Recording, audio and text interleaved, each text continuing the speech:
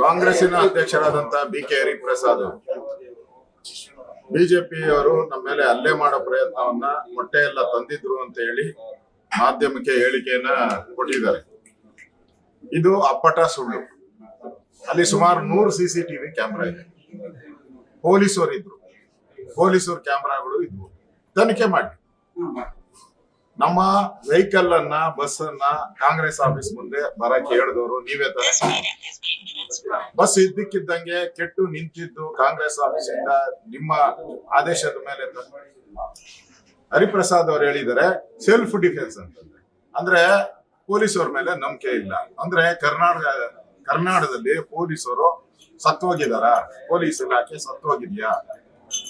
Police ಇಲಾಖೆ ಸತ್ತೋಗಿದ್ರೆ ನೀವು self defence ನೀವೇ ಮಾಡ್ಕೊಂತೀನಿ ಅಂತ ಹೇಳ್ಬೇಕಾಯ್ತು.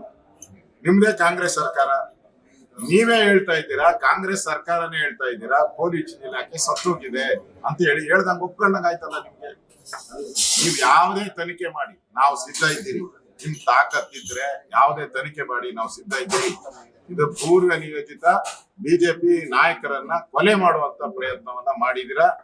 ಇದಕ್ಕೆ ತನಿಖೆ ಅಲ್ಲ, ಏನ್ ಬೇಕಾದ್ರೂ ತನಿಖೆಗೆ ನಾವು ಸಿದ್ಧ ಇದ್ದೀರಿ. ಕಾಂಗ್ರೆಸ್ ಆಫೀಸಿಂದನೇ ಬಂದಿರುವಂತ ವಿಡಿಯೋ, ಎಲ್ಲಾ ವಿಡಿಯೋಗಳು ಕಾಂಗ್ರೆಸ್ ಆಫೀಸಿಂದ ಮೊಟ್ಟೆ ತಂದಿರೋ ವಿಡಿಯೋಗಳು ಎಲ್ಲ ಇದೆ. ಲಾಂಗ್ ತಂದಿರೋದು, ಕೋಟ್ಗಳು ಕರಿ ಕೋಟ್ ಹಾಕೊಂಡು ಬಂದು ಹೊಡೆದಿರುವಂತದ್ದು ಎಲ್ಲಾನು ಕೂಡ ಇಲ್ಲೇ ಇದೆ. ಅದರಿಂದ ಇದನ್ನ ಮರೆಮಾಚಕ್ ಸಾಧ್ಯ ಇಲ್ಲ. ನಾನು ಮಾಧ್ಯಮದ ಸ್ನೇಹಿತರಿಗೆ ವಿನಂತಿ ಮಾಡ್ತೀನಿ, ದಯವಿಟ್ಟು ಇದನ್ನ ಎಕ್ಸ್ಪೋಸ್ ಮಾಡಿ. ಯಾರು ಹೊಡೆದ್ರು ಅಂತ ಎಕ್ಸ್ಪೋಸ್ ಮಾಡಿ. ನಾವು ತನಿಖೆಗೆ ರೆಡಿ ಇದ್ದೀವಿ. ತನಿಖೆನೇ ಬೇಡ, ಮಾಧ್ಯಮದವರೇ ಇದನ್ನ ಆ ವಿಡಿಯೋ ಬಂದಿರುವಂತ CCTV ಕ್ಯಾಮ್ರಾಗಳು ಏನೇನಿದೆ ಅದನ್ನ ಫುಟೇಜ್ಗಳನ್ನ ತಗೊಂಡ್ರೆ ಯಾರು ಹೊಡೆದ್ರು, ಯಾರು ಹಲ್ಲೆ ಮಾಡಿದ್ರು, ಆ ರೂಟ್ ಅಲ್ಲಿ ಬರಕ್ಕೆ ಯಾರು ಡೈರೆಕ್ಷನ್ ಕೊಟ್ರು, ಅಲ್ಲಿ ಏಕಾಏಕಿ ಬಸ್ ಹೆಂಗ್ ನಿಂತೋಯ್ತು, ಹೆಂಗ್ ಹಲ್ಲೆ ಮಾಡಿದ್ರು ಎಲ್ಲನ ಕೂಡ ಬಯಲಿಗೆ ಬರ್ಲಿ, ಸತ್ಯ ಗೊತ್ತಾಗ್ಲಿ. ಕರ್ನಾಟಕದಲ್ಲಿರೋದು ಕೊತ್ವಾಲ್ ರಾಮಚಂದ್ರ ರೌಡಿ, ಗ್ರೇಟ್ ರೌಡಿ, ಅವರ ಶಿಷ್ಯಂದರು ಇರುವಂತದ್ದು. ಇದು ಕೊತ್ವಾಲ್ ಸರ್ಕಾರ. ಇದ್ರ ವಿರುದ್ಧ ನಮ್ಮ ಹೋರಾಟ